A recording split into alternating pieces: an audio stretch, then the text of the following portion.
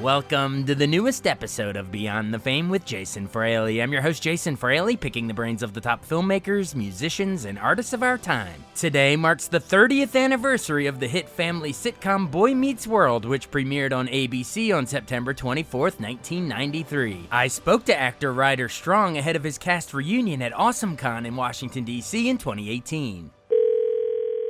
Hello? Hey, is this Ryder? Yeah. Hey, sir. This is Jason Fraley at WTOP in D.C. How are you? Good. How are you doing, man? I'm good, man. I'm good. Thanks so much for joining us. Of course. Thanks for having me. Now, you will be coming, we all remember you as Sean Hunter from Boy Meets World, but you'll be coming with your co-stars Ben Savage and Will Friedle, right? Yeah. It's going to be the first time all three of us have done a convention together. I've done a couple with Will, and we've done some good Q&As and stuff, but this is the first time we roped Ben into coming with us, so it should be a blast. Now, I'm sure you have legions of fans here. I mean, we all grew up watching it. So what can they do? Is it going to be a Q&A? Are there going to be autographs, or what's the deal? Yeah, so we're going to be there the whole weekend, and Will and Ben and I will each have our own little tables so we can sign autographs for people and take selfies with them. And then there's going to be the con itself sets up like a professional photo booth, and so people can get photos with us individually or with all three of us. And then, we're going to be doing like a Q&A, a panel, where we'll get up and answer questions and talk to the fans and, reminisce about the good old days. You said the good old days. Why do you think it's resonated with folks still for so many years? I mean, people still talk about it. I don't, it's funny. Like, I didn't expect it. When we were shooting Boy Meets World, like, I really thought that when the show was over, I would never hear about it again. Like, I pretty much left the industry and went to college. Ben went to college. We all kind of went back to normal life, and it was like, this show is just one of those TV shows that kind of comes and goes.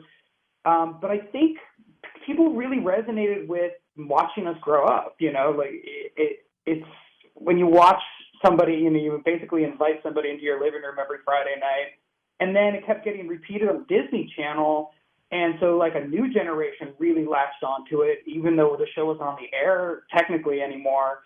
I think the show at the time we thought it was like kind of sentimental, maybe a little too dramatic, but all of those things really people loved that, and we kind of gave a lot of teenagers the storyline they wanted, that, their high school girlfriend might actually be the woman they marry, and that their best friend will actually be, their best friend all throughout their lives, and that your teacher is really a wise, wonderful teacher, gives you good advice. Like, it's just, those are things that people wanted, as opposed to, I think when, you look back on other 90s shows, like Saved by the Bell, or shows that were similar, like in the sense that they were set at a school, they didn't take themselves as seriously. They were kind of just joke machines, and the characters weren't really taken that seriously. They were just, they were more stereotypical. And our show really had a lot of heart, and I'm proud of that. I'm glad that it's lasted this long.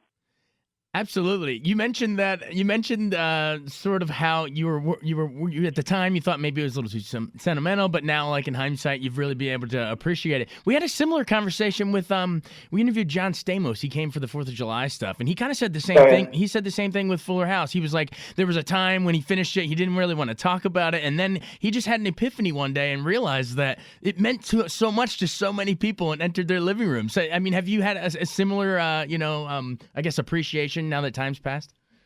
Yeah, absolutely. I mean, especially with Girl Meets World, because that gave us a chance to see how many people were watching the new show as a family.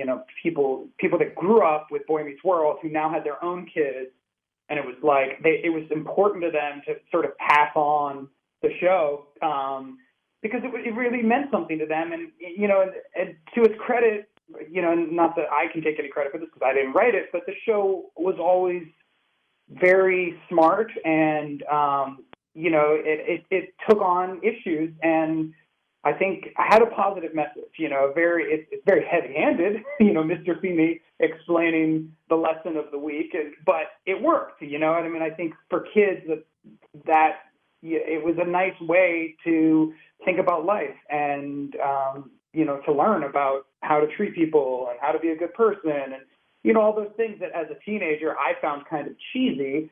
Like if you were slightly younger, which I think the audience was always slightly younger than we actually were, it really would resonate. And, it's a way to sort of get your vegetables with your sitcom.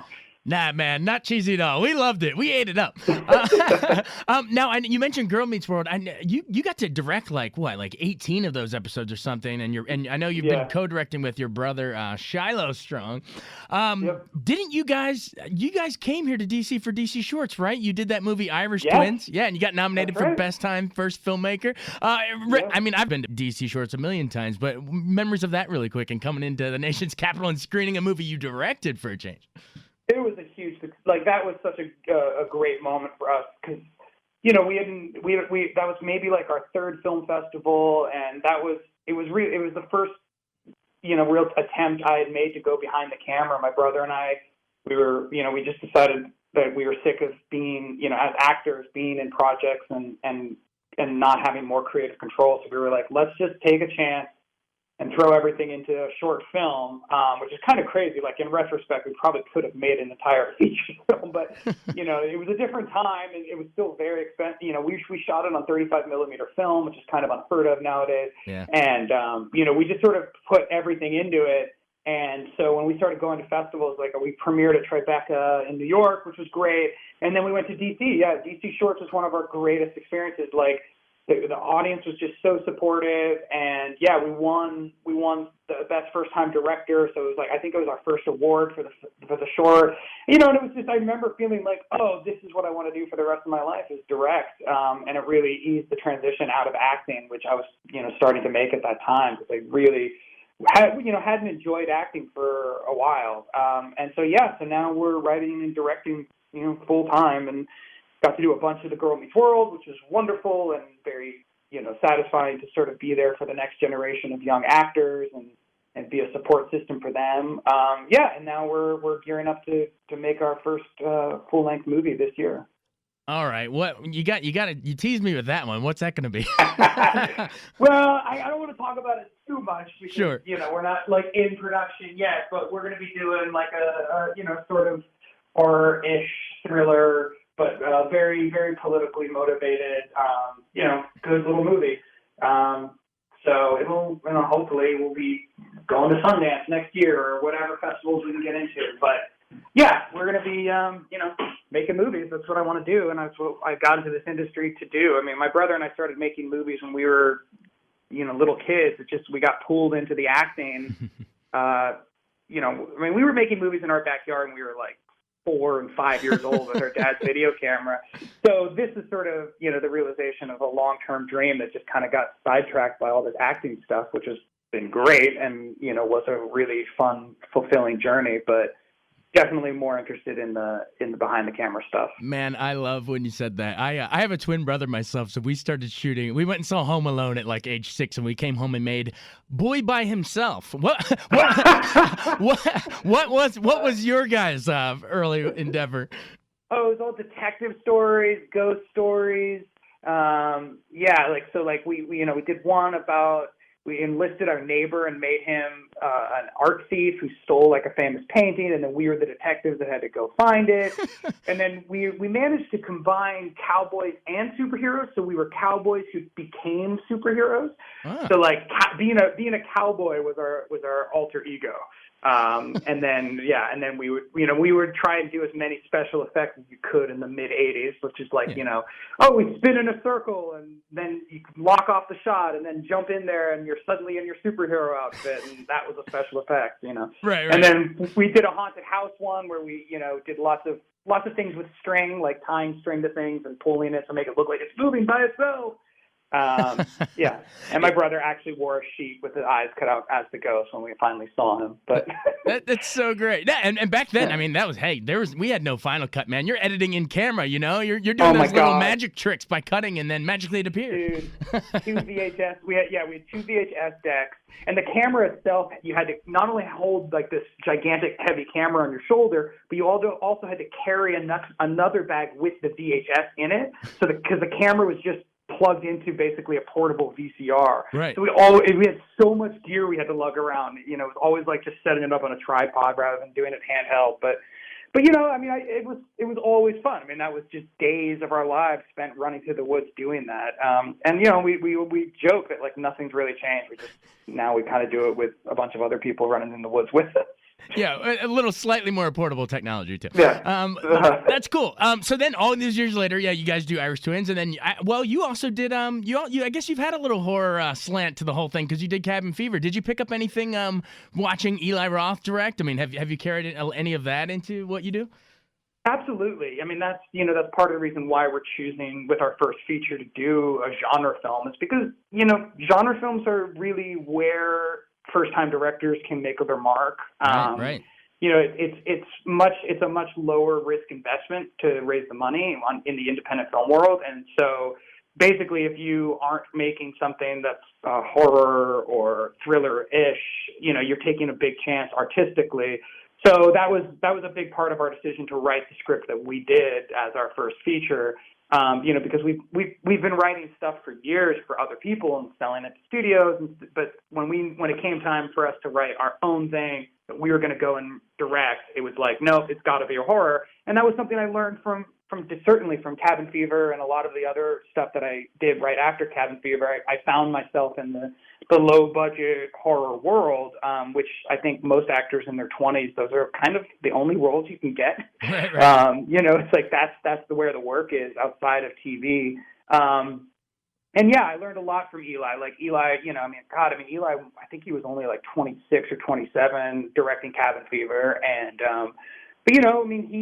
he was a horror film expert already, and I was a fan, but I didn't know that much about it. And I remember working with Eli, I asked him, I was like, I want a list, and he literally sent me a list of like 50 films to watch, and I did it. It was like film school. I just went and watched, and that was how I got exposed to even like Texas Chainsaw Massacre for the first time, and Last House on the Left, and like a lot of the things that you obviously could see had influenced Eli in the way he made Cabin Fever and his later work.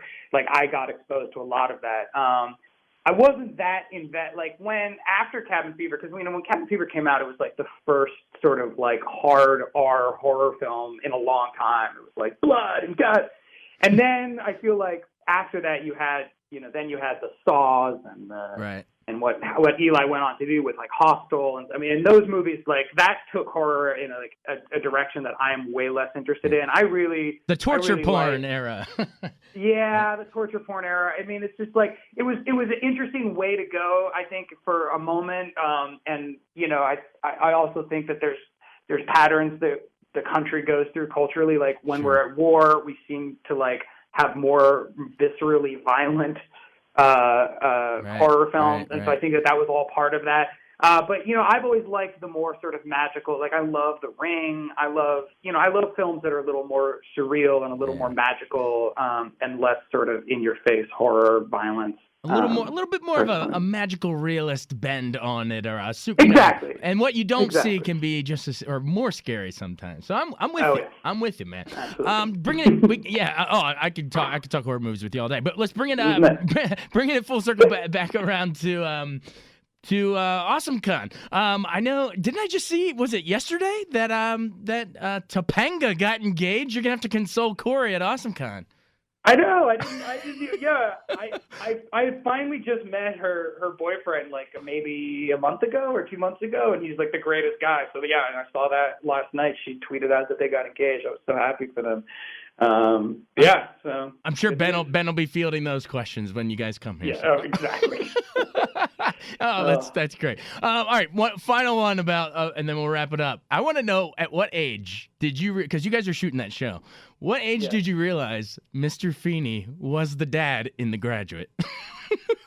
Oh my God! Did you know it going in? Of course not. You hadn't seen it. Are you kidding me? Yeah. No, I had no idea who he was. I knew him, so I had no idea who he was. And then our executive producer's name is Michael Jacobs, and we were doing a note session where he gave us notes, and Bill Daniels responded to a note and said, "Now, Michael," and I realized, oh my God, he was the voice of Kit in Knight Rider. It's like, I needed to hear him say the name Michael. And then I was like, ooh! So I ran up to him after the notes. I was like, were you Kit in Knight Rider? He was like, yeah. So that was all I cared about. Right.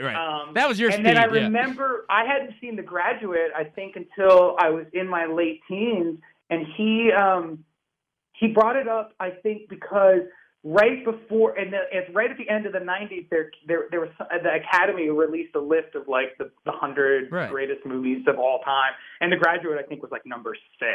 Yeah. And so I think it was the AFI. It was the AFI list. I think it was like the AFI list. Yeah, I think it was like at number 7 or something. Yeah, I know what you're talking about. Yep. And I remember he came into work and he was like really proud that he was like, look, I was part of a film that was in the top 10, and I hadn't even seen The Graduate at that point. I was like, in fairness, you weren't really of age to watch it, but but that's kind of cool. So you kind of knew him before you even knew what it was, and then you went on to play Benjamin too, like in a tour, like a national tour of Graduate, right? Yeah. I did the play twice. I did it when I was 23. I did the national tour, and then I went back and did it again when I was 30 in Australia.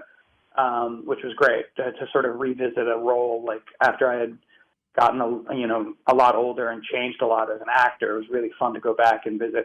It's an interesting play, It's like it's not really. I still think it gets a bum rap because I think a lot of people went in expecting the movie, and the play is much closer to the original book, The Graduate. Right. And it's kind of impossible to recreate what Mike Nichols did on film, on stage. Like on stage, it ends up being more of just kind of a comedy, like more of like a comedy of manners. And I think that, that energy level, it always would have been better, I think, to do the play like really small for like an 80-seat house. But when we were doing the tour, we would be touring in like 3,000 to 4,000 seat houses. Right. And it's like, man, that just becomes like a broad comedy at that point. It's like you're not capable to get the kind of subtlety that the movie achieved and that I think the story deserves. But it was a blast. It was fun. Yeah, and it was this weird sort of connection between Bill Daniels and me doing The Graduate again, playing his son. Well, man, you've been more than generous with your time, and I can tell your love and your knowledge for all this movie history, whether it's like Texas Chainsaw or The Graduate. You got it shines through in your voice, man. So I'm glad you and little bro from back in those early days have kept it going. That's inspiring stuff. Awesome. Yeah. Well, definitely everybody come out, check it out. It's Awesome Con at the Washington Convention Center, March 30th through April 1st. Ryder Strong, you're the man. Thanks so much. Yeah, thank you, man. Thanks so much for joining us on Beyond the Fame with Jason Fraley. Remember to hit the subscribe button and give us a 5-star rating if you like what you hear. We'll see you next time.